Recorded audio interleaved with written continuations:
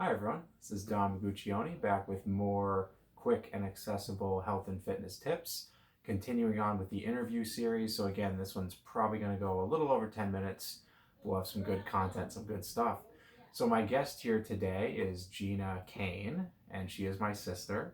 And we're going to talk a little bit about the healthcare profession and some lessons that she's learned there and some tips for expecting moms related to health and fitness and anything else we might be able to think of. So, Gina, thanks so much for joining us. Oh, of course, yes. Yeah. So you are a CRNA, is that correct? Yes, that's correct. Can you tell us what that is and how you got into that line of work? Well, it's a certified registered nurse anesthetist, and that is a fancy word for a nurse practitioner that specializes in anesthesia. You have to be an ICU nurse before you can go to graduate school to be a nurse anesthetist. And most all the programs now are transitioning towards a doctorate, but I have a master's, so it's like getting your advanced practice degree, specializing specifically in anesthesia, which is when you go to sleep for surgery. All right. So when thinking back to when you were a nurse, so you said ICU? Yes. Okay. Yeah. When you were in that profession, can you talk a little bit about some situations that you would see commonly coming into the hospital where you could make an educated guess that some lifestyle factors might have led someone into that condition? Yeah, so any of the chronic illnesses, diabetes, type 2 specifically, hypertension or high blood pressure, cardiac disease, so that's coronary artery disease, where the blood vessels that feed your heart get narrowed and then they get starved for oxygen, and that leads to heart damage, which ends up leading to heart failure. That's almost, I mean, you do have genetic proponents to that, but eating bad and not exercising can also contribute to that. Smoking leading to lung disease like COPD or chronic obstructive pulmonary disease is another name for that. That's another common word. And then strokes or other vascular diseases can be influenced by lifestyle factors. Okay. So, as a nurse, did you have any responsibility when it came to talking to people about these lifestyle factors, or was it more like treat the situation and try to get them out of the hospital? Treat the situation and get them out of the hospital. Okay. Yeah. In your experience, have doctors spent time with people in these situations talking about lifestyle factors, nutrition, smoking, any of those? Not necessarily in the ICU. Okay. I would feel like maybe on a basic level floor they might get discharged with information. Okay. But I would hardly say there's any one-on-one counseling with information about nutrition. Smoking cessation, I feel like the hospitals do provide pamphlets, and like they push for that more because it's something that can, I guess, more easily be changed than nutrition. Mm-hmm. But okay. No, not specifically. It's So, kind of unfortunate. Right. Would you say there's more of a consensus that the news is in smoking is bad for you, but maybe there's not as much a consensus on what you should do with diet and nutrition? I would agree with that. There's a lot of confusing information out there about different diets, both fad diets and lifestyle changes, whether it be paleo or vegetarian, plant-based, or low carb, or just there's so many different options. So yeah. So the medical profession tends to stick with what's scientifically like dead on, pretty much. Yeah, I think they're starting to change a little bit, like Okay. up until like the 80s, 90s, because of like all the new information on heart disease. It was low fat everything, and now it's kind of like we do need to include some healthy fats in there, but again, it's confusing for people, so there's not a lot of general consensus on it. So maybe it's like why they just stay out of it. And also maybe they want to keep people with chronic illnesses so they have a job. Sure. Who knows? I mean, I'm sure people that make certain medications might have motivation for that to be a thing, but that's a whole other topic. That is a whole other topic. It's a big topic. So I forgot this in the introduction, but just thinking of it a little bit, you were an athlete, correct, in high school and college? Well, I think you know that. Yes. I do know that, yes. You're the athlete of the family, I joke to people, being in Division I. So can you talk a little bit about some of your athletic accomplishments that you're most proud of and sort of how you prepared for those moments? Well, I played Division I field hockey at the University of Connecticut. and we went to 2 Final Fours. I guess I'm most proud of that.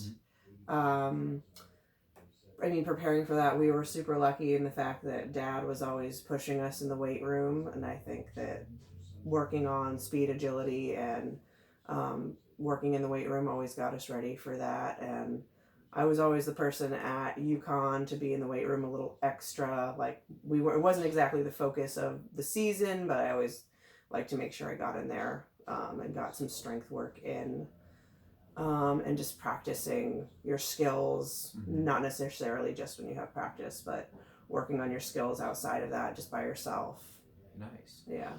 What is a typical day in the life of a Division I athlete? So thinking about you get up, you go to class, like can you walk us through that a little bit to see how structured that is? I think it depends on whatever season your sport is in, but Sure. so in the fall, our field hockey is a fall sport. We would go preseason would start 3 weeks before actual school started. So you just had field hockey for the first 3 weeks, and then you had to transition into having class, along with afternoon practices, which would go usually from 3 to 6 or 3 to 5:30, and then you would have to do like homework and stuff after that. But it was always interesting trying to get your classes to fit in around practice. And then in the winter time, or I guess fall into winter, you would just have classes, same thing, games, and then in the spring we would have daytime practices. So from like 12 to 3 or 12 to 2:30, we would have practice and weights, and we would have to work our classes around our game, like our practice schedule. Nice. So every athlete goes through a transition when they stop being a competitive athlete. So whether that's you played something in high school and you stop, you either go to college or you go to work, you play in college at whatever level it is, like you've got some regimented structure, and then you graduate, you go to work, you do whatever the next step is. Even if you're a pro, like at some point that all stops. Can you talk to us a little bit about what that was like for you when you stopped being a D1 athlete, started having to pay bills, get into the workforce, start being a nurse, and put your degree to work? What was that transition like for you? Well, I almost like to say that transition started my 5th year, my super senior year, because I lost eligibility after 4 years of being an NCAA athlete, but then I still had an extra year to complete my RN. So I kind of had an easier transition than some people do. Okay. In terms of like, I got a part-time job as a nurse's aide in school, so I was like able to, save a little bit of money and pay some of my own bills, like in terms of groceries and whatever else, and kind of transition into the workforce a little bit more easily that way. So I kind of had a cushion in between being a full-time student athlete and then going like right into full-time workforce. But in terms of transitioning into being like a full-time RN and like not playing competitive sports anymore, that was like, kind of not a shell shock, but interesting. I like to say you've always been better with money than I have been. So that was a little bit of a transition, just to like manage all your finances. I was able to pay off all my student loans like back within like the first 1.5 years. That was good. Cool. Yeah. So thinking about from I guess a health and fitness perspective, was that a shock for you not having certain times of the day, certain days of the week, like come heck or high water, you're in the weight room here, you're working on your craft? Was that challenging at all to keep up with your health and fitness? Absolutely, especially because when I was a new nurse, I had to work the night shift. Ooh. Yes, so it's like not only balancing the sleep schedule, but balancing the workout. Yep. And you just have to make time for it and fit it in. And I had a good reminder every day that I went to work and saw sick old people, or what happens when you don't eat healthy and exercise. It's really for your benefit, nobody else's. So you have to make sure you do it. So I found usually that when I was working nights, getting up at 3 p.m. ish and working out and then showering and getting ready and going to work around 6 to be there for 7 or whatever. But I've talked to other night shift workers that say they have to work out in the morning after they work their full night shift. Okay.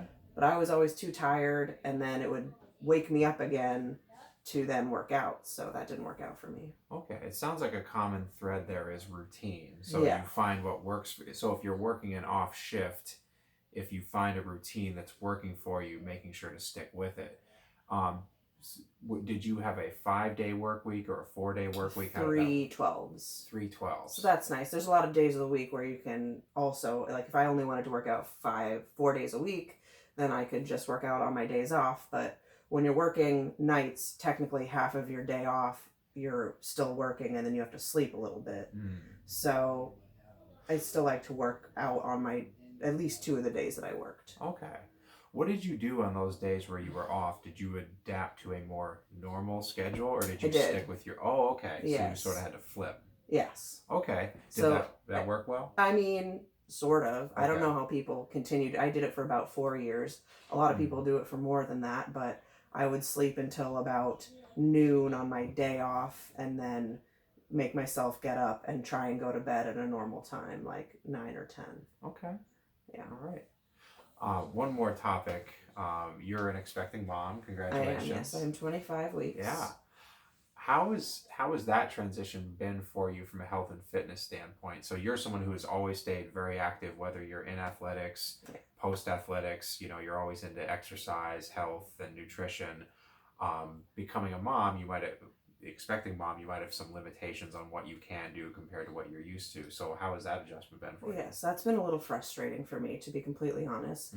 I had a really easy first trimester, so I didn't have any nausea or any morning sickness or anything, which was great. So I still was playing my recreational field hockey. I was still playing. I was still sprinting, running. I had no issues kind of moderating until my belly started to grow bigger. And there's a lot of great resources for people on social media. Like, I follow several pregnant people right now, or that are fitness people as well. Awesome. So they've given me ideas on what I can keep doing, what to watch out for in terms of your growing abdomen and your stretching abdominals. You really shouldn't be doing any abdominal exercises. Okay. It can increase the risk of diastasis recti, which is when your abdominal muscles split apart. So really anything that increases your intra-abdominal pressure, like bearing down or things like that. Any weight bearing, back exercises like squats and deadlifts, you really have to, if you want to keep doing them, either just do them with dumbbells that are pretty light, which you can do for legs, you could do leg press, I guess would be okay, but you still might be increasing your intra-abdominal pressure too much. Okay. Yeah. So for anyone who's an expecting mom or thinking about taking that step in their life, what would you say have been the benefits you've noticed from staying active, even if there are some differences between what you're used to doing and then what some of the limitations are while you're expecting? Well, I can't say that I've noticed any benefits just because I've kept on doing it. Okay. Sure. But I have read, through my research or whatever, just the benefits of keeping on exercising, just so everyone knows, if you're not going to do your own research. But it's better, you're more easily deliver. I've heard that it makes your stamina just to stay up for actual delivery. It's more healthy for your baby to keep your circulation up, because you're circulating for them as well. Sure. So just making sure decreasing your risk of getting preeclampsia, which is the blood pressure condition that can happen during pregnancy. Keeping your weight at a healthy level, so you don't get gestational diabetes, and then so it's not as difficult to lose weight afterwards. Awesome. Thank you so much. Well, I can see that being a great follow-up topic, as far as what it's like adjusting to having a new little person in your life. Yes, the postpartum fitness absolutely adjustment, yes. Well, thank you so much. If anybody has any questions about this interview, feel free to post in the comments. Gina, thanks so much. No problem. Thanks.